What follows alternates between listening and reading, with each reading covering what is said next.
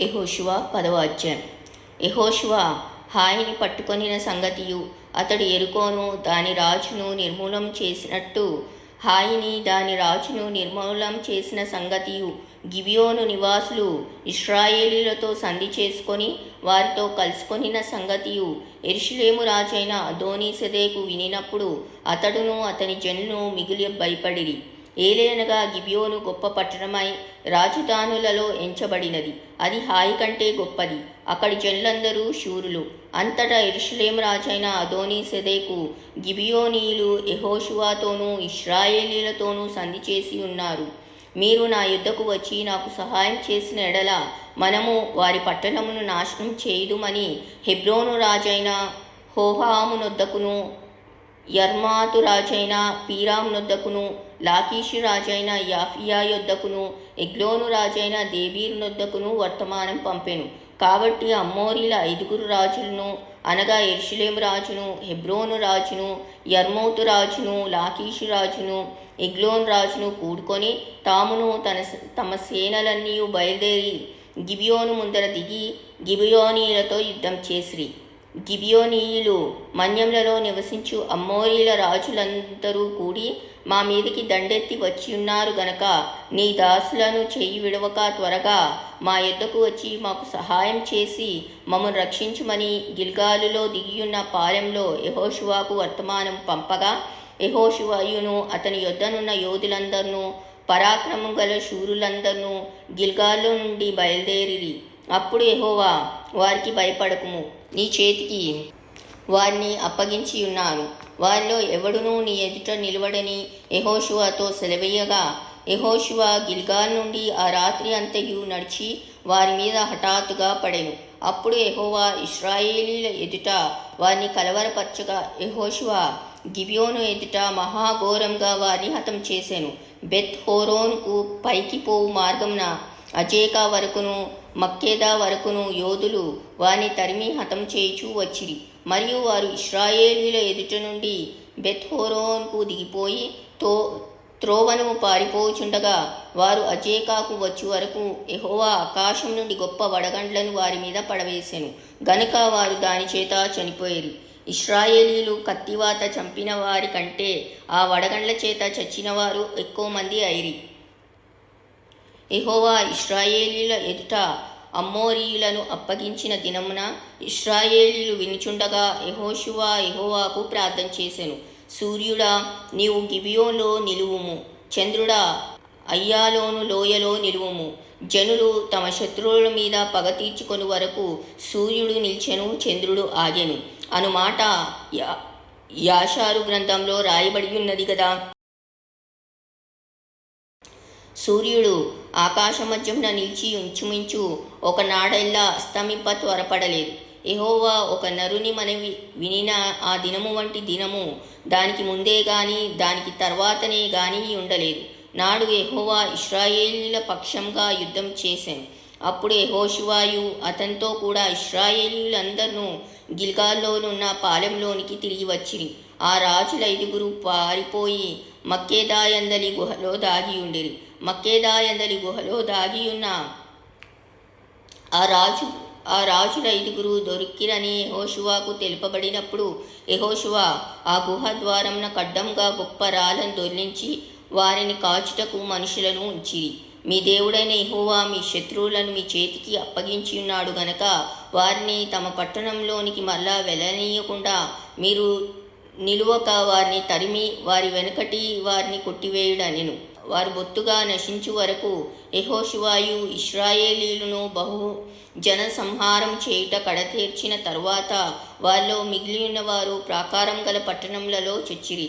జనులందరూ మక్కేదాయందలి పాలెంలోనున్న యెహోషువ యొద్దకు సురక్షితంగా తిరిగి వచ్చిరి. ఇశ్రాయేలీలకు విరోధంగా ఒక్క మాట అయినను ఆడుటకు ఎవనికి నీ గుండె చాలకపోయెను.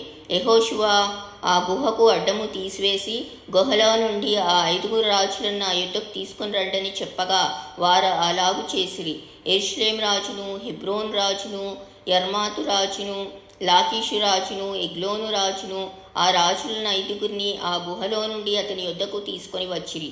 వారు ఆ రాజులను వెలుపలికి రప్పించి యెహోషువ యుద్ధకు తీసుకొని వచ్చినప్పుడు యెహోషువ ఇశ్రాయేలీయులందరినీ పిలిపించి తనతో యుద్ధమునకు వెళ్ళి వచ్చిన యోధుల అధిపతులతో, మీరు దగ్గరికి రండి, ఈ రాజుల మెడ మీద మీ పాదం నుంచుడని చెప్పగా వారి దగ్గరికి వచ్చి వారి మెడల మీద తమ పాదములు నుంచిరి.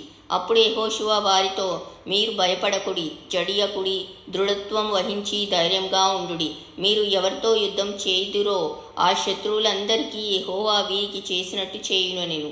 తర్వాత యెహోషువ వాని కొట్టి చంపి 5 చెట్ల మీద వాని ఉరి తీసెను.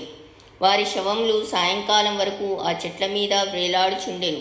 ప్రొద్దుగుంకు సమయమున యెహోషువ సెలవీయగా జనులు చెట్ల మీద నుండి వాని దించి వారు దాగిన గుహలోనే ఆ శవములను పడవేసి ఆ గుహ ద్వారమున గొప్ప రాళ్లను వేసిరి. ఆ రాళ్ళు నేటి వరకున్నవి. ఆ దినమున యెహోషువ మక్కేదాను పట్టుకొని దానిని, దాని రాజును, కత్తివాతను హతం చేసెను. అతడు వారిని, దానిలోనున్న వారినందరినీ నిర్మూలము చేసెను. యెరికో రాజునకు చేసినట్లు మక్కేదా రాజునకు చేసెను. యెహోషువయు అతనితో కూడా ఇశ్రాయేలీయులందరూ మక్కేదా నుండి లిబ్నాకు వచ్చి లిబ్నా వారితో యుద్ధం చేసిరి. యెహోవా దానిని, దాని రాజును ఇశ్రాయేలీయులకు అప్పగింపగా వారు నిశ్శేషముగా దానిని, దానిలోనున్న వారినందరినీ కత్తివాతను హతం చేసిరి. అతడు యెరికో రాజునకు చేసినట్లు దాని రాజునకును చేసెను. అంతటా యెహోషువయు అతనితో కూడా ఇశ్రాయేలీయులందరూ లిబ్నా నుండి లాకీషునకు వచ్చి దాని దగ్గర దిగి లాకీషు వారితో యుద్ధం చేయగా యెహోవా లాకీషును ఇశ్రాయేళ్ల చేతికి అప్పగించెను.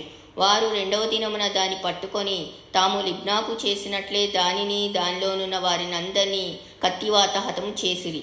లాకీషుకు సహాయం చేయుటకు గేజేరు రాజైన హోరాము రాగా యెహోషువ నిశ్శేషంగా అతనిని, అతని జనులను హతం చేసెను. అప్పుడు యెహోషువయు అతనితో కూడా ఇశ్రాయేలీయులందరూ లాకీషు నుండి ఎగ్లోనునకును వచ్చి దాని ఎదుట దిగి దాని నివాసులతో యుద్ధం చేసి ఆ దినమున దాన్ని పట్టుకొని కత్తివాతను వారిని హతం చేసిరి. అతడు లాకీషుకు చేసినట్లే దానిలోనున్న వారినందరినీ ఆ దినమున నిర్మూలం చేసెను. అప్పుడు యెహోషువయు అతనితో కూడా ఇశ్రాయేలీయులందరూ ఎగ్లోను నుండి హెబ్రోను మీదికి పోయి దాని జనులతో యుద్ధము చేసి దానిని పట్టుకొని దానిని, దాని రాజును, దాని సమస్త పురములను, దానిలోనున్న వారినందరినీ కత్తివాతను హతం చేసిరి. అతడు ఎగ్లోనుకు చేసినట్లే దానిని, దానిలోనున్న వారినందరినీ నిర్మూలము చేసెను. అప్పుడు యెహోషువయు అతనితో కూడా ఇశ్రాయేలీయులందరూ దేబీరు వైపు తిరిగి దాని జనులతో యుద్ధం చేసి దానిని, దాని రాజును, దాని సమస్త పురములను పట్టుకొని కత్తివాతను హతం చేసి దానిలో ఉన్న వారినందరినీ నిర్మూలం చేసిరి. అతడు హెబ్రోనుకు చేసినట్లు లిబ్నాకును దాని రాజుకును చేసినట్లు అతడు దేవీరుకును దాని రాజుకును చేసెను. అప్పుడు యెహోషువ మన్య ప్రదేశమును, దక్షిణ ప్రదేశమును, షఫేలా ప్రదేశమును, చరియల ప్రదేశమును, వాటి రాజులనందరినీ జయించెను. ఇశ్రాయేలీయుల దేవుడైన యెహోవా ఆజ్ఞాపించినట్లు అతడు శేషమేమీ లేకుండా ఊపిరిగల సమస్తమును నిర్మూలము చేసెను. కాదేష్ బర్నేయ మొదలుకొని గాజా వరకు, గిబియోను వరకు గోషెన్ దేశమంతటిని యెహోషువ జయించెను.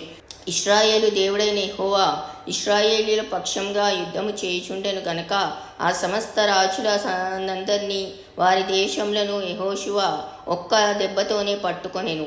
తర్వాత యెహోషువయు అతనితో కూడా ఇశ్రాయేలీయులందరూ గిల్గాల్లోని పాలెమునకు తిరిగి వచ్చిరి.